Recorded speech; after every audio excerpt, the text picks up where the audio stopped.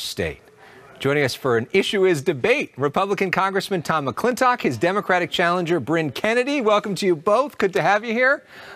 Before we get to the issues, each of you have a 1-minute opening statement by a coin toss. Ms. Kennedy, we'll start with you. Well, thank you, Alex. Thank you, Congressman. I'm not a politician. I'm a businesswoman who built a company to help people work on the go and from home, all things we're dealing with now. I grew up in a working-class military family with 2 parents who had cancer, one with health care, one without. And like all of us, I'm fed up with Washington and career politicians who are divisive and out of touch, like Tom McClintock here. I mean, look at where we are. Chaos. A COVID crisis that's put people out of work, kept kids from school, and killed our fellow Americans. Wildfires getting worse. Health care, home insurance, and Social Security under threat. I offer a different approach, one that works with Republicans and Democrats to actually solve these problems. Washington isn't working for us, it's failing. And when your business is failing, or your sports team is losing, the first thing you do is you change the people in it. And that is what I offer. Change, new ideas, new energy to fight for the things that matter.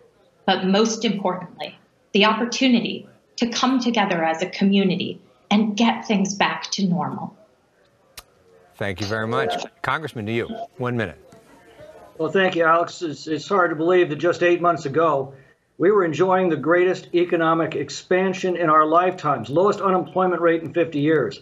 You know, in Trump's first 3 years in office, average wages grew 5 times faster than they had in Obama's 8 years combined. And that wasn't by accident.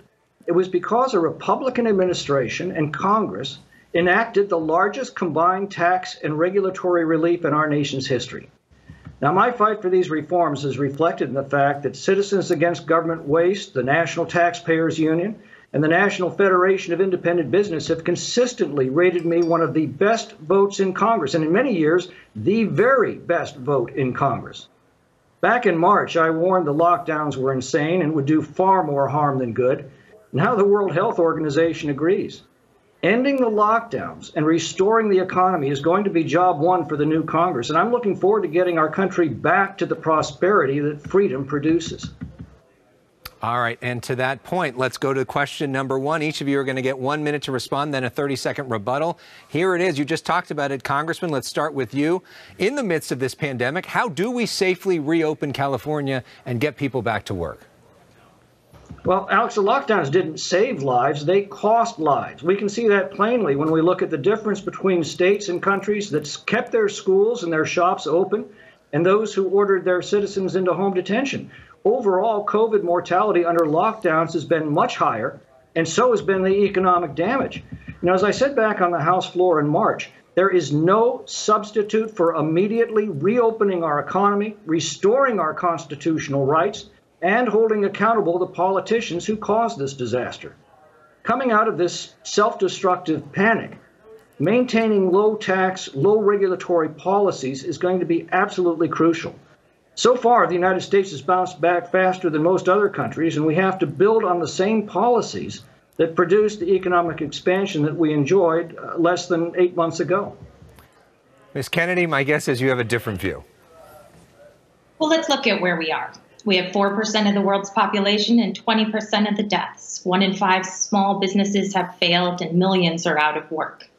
It's Washington that can't get this done. You know, we know what we need to do to reopen our economy and keep it opened. We need to follow public health guidelines. We need to get help to our businesses, our schools, and the American people. And we need to innovate in how we work, something I've been doing for years in the private sector. In fact, my experience is made for this moment. My opponent has a different view. He has actually undermined reopening our economy and keeping it opened. He rejects science and he rejects experts. He was the only California congressman to vote against COVID aid for us. And still, right now, he calls masks useless. So I actually have a question for my opponent. And that is, when the experts tell us that simply wearing a mask could save 100,000 American lives, why do you call them useless? Congressman, you got 30 seconds to respond. I don't understand why Brynne can't see now, at least in hindsight, that Sweden got it right and we got it wrong. Sweden kept their shops open. They kept their schools open. They did not mandate masks.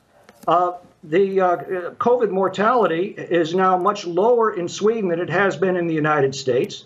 It's been virtually over there for the past 4 months. They've been recording less than 1 death a day in the entire country. That is the policy that I advocated for our country from the beginning. And I don't understand why Brynne can't grasp that experience that we've already established. Thank you very much. Ms. Kennedy, 30 seconds to you. You know, Alex, it's just wrong. And the people listening aren't dumb. I, for one, trust Dr. Fauci a heck of a lot more than Dr. McClintock over here. If we listen to what he's advocating for, we would lose more Americans than we did on the battlefields of World War II. We know what we need to do to reopen the economy and keep it open. We need to follow public health guidelines. We need to get help to our communities, and we need to innovate in how we work. I'm the only candidate in this race who will work with Republicans, Democrats, state and local leaders to make that happen. All right, we're going to have to leave it there on that issue. But up next, we discuss California's fires. And where do we go from here on that? Stay with us. More of The Issue Is after this.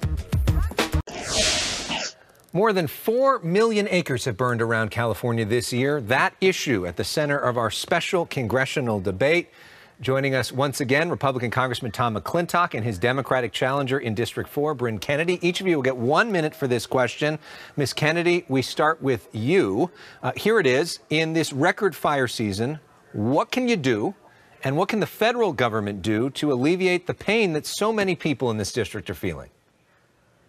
You know, Alex, in 2014, people started losing their home insurance in our district in Tuolumne County. This year, we've had more fires than ever burning on federal land. And just this week, people are sitting in the dark again with more power outages. All this has gotten worse on McClintock here's watch because he rejects science and he goes it alone, my way or the highway. Worse, he says one thing and votes the other way. Politician doublespeak. He voted to shut down the government and stop forest thinning projects. He voted against the bipartisan Great American Outdoors Act to maintain our federal forests. And he voted to increase taxes for victims of wildfires. Like COVID, we know what we need to do. We need to aggressively manage our forests. We need to haul the insurance executives in front of Congress. And we need to invest in our infrastructure so our power grid is fit for today. I'm the only candidate in this race who will work with Republicans and Democrats to actually solve this problem. Because unlike my opponent, I live in our district and I face them every day. Congressman, 1 minute to you. Well, Brynne's already been called out for misrepresenting my record. I'm sorry she continues to do so. I've focused my work on the House Natural Resources Committee to restore active forest management to our national forests. Excess timber is going to come out of a forest in only 2 ways. We're either going to carry it out or it will burn out. For decades, we carried it out through federal timber auctions. That money went back into our local communities, and we had both healthy forests and a thriving local economy. In the 1970s, environmental laws made active forest management endlessly time-consuming and ultimately cost-prohibitive. Timber harvests dropped by 80%, and acreage destroyed by fire has increased proportionally.